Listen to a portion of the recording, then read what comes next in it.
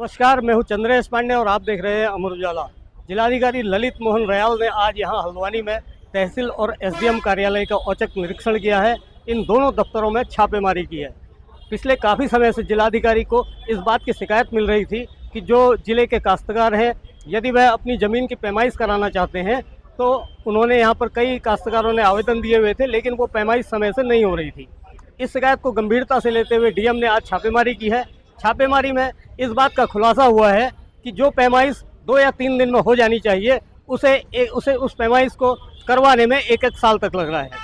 इस मामले में जिलाधिकारी ने एडीएम और सिटी मजिस्ट्रेट को तहसील और राजस्व विभाग के इस संबंध में तमाम दस्तावेजों की जांच के निर्देश दिए हैं। ये सीमा विवाद या सीमांकन के लिए पैमाइश के लिए भूलेख नियमावली धारा 41 में काश्तकार अपनी जो आराजी भूमि है उसके मेजरमेंट के लिए एप्लीकेशन देते हैं। तो उसमें शिकायत मिल रही थी कि वो काफ़ी लंबित हैं, विलंब से उनमें रिपोर्ट्स आ रही हैं।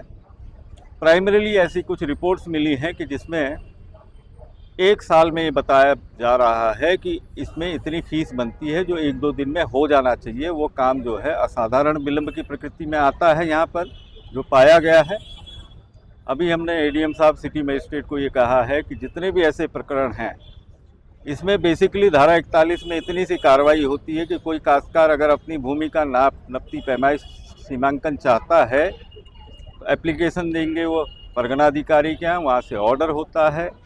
इसमें जो रजिस्ट्रार कानून को, सुपरवाइजर कानून को, लेखपाल वगैरह हैं वो फील्ड में जाके उसमें ये स्टेटस देखते हैं कि क्या इसका वास्तव में वहाँ पर पोजीशन है, वहाँ पर कोई आबादी तो नहीं। अगर वो एग्रीकल्चर लैंड है तो उसको मेजरमेंट के लिए उसका देखते हैं कि वो एसेस करते हैं कि उसमें कोई भूमि विवाद तो नहीं है और उस मेजरमेंट में उनको कितने दिन लगेंगे, उस हिसाब से इनकी फ़ीस जमा होती है जो चालान के जरिए होती है। तो उसमें 4 चीज़ें उन्हें जमा करनी होती है कि चालान निर्धारित शुल्क जमा हो गया है, खसरा ये है, खतौनी ये है और नक्काशी नक्शा ये है जो उनका पैमाइश का रिपोर्ट है। और देन उस रिपोर्ट के बेसिस पे सब डिविजनल मजिस्ट्रेट द्वारा उसमें ऑर्डर्स जारी किए जाते हैं।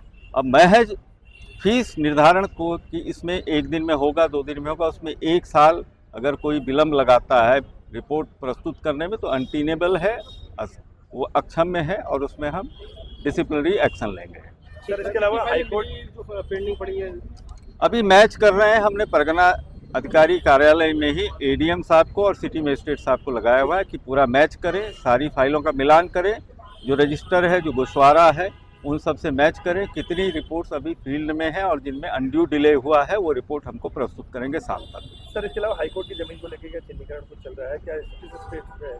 उसमें तो ऑनरेबल सुप्रीम कोर्ट का 15 जुलाई को ऑर्डर आया था, वो आप लोगों ने पब्लिक डोमेन में देख लिया होगा। तो उसमें उच्च स्तर पर ही निर्णय होना है और उसमें तत्परता से कार्रवाई की जाएगी। कौन-कौन से स्थान से कुछ चिन्हित हुए हैं क्या?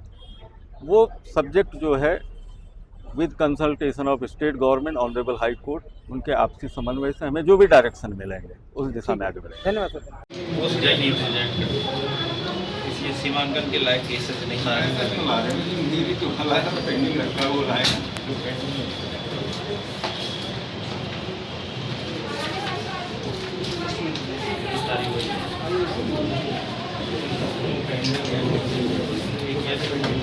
अगर आप ये वीडियो YouTube पर देख रहे हैं तो हमारे चैनल को सब्सक्राइब कर बेल आइकन दबाएं और Facebook पर देख रहे हैं तो हमारे पेज को लाइक करें।